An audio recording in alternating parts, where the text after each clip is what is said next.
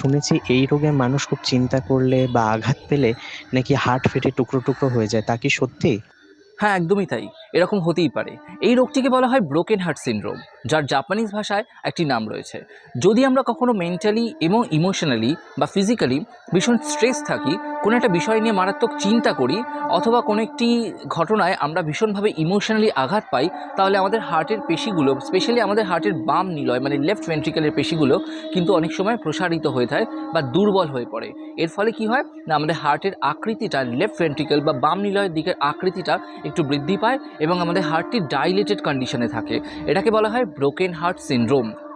এবার এই রোগের কী কী সিমটম আছে বা কী দেখে বুঝতে পারা যায় যে এই রোগটি হয়েছে?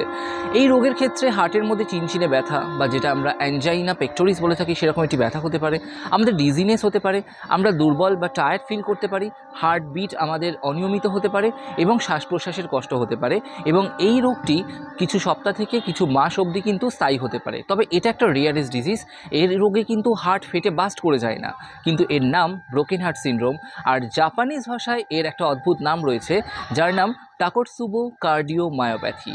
টাকটসুবো মানে জাপানিজরা অক্টোপাস বা লবস্টারকে একটা গোলাকার পাত্রের মধ্যে ধরতো, যেটা নাম ছিল টাকটসুবো। আর হার্টটা ঠিক সেরকমই দেখতে হয়, তাই এর নাম টাকটসুবো কার্ডিওমায়োপ্যাথি বা ব্রোকেন হার্ট সিনড্রোম।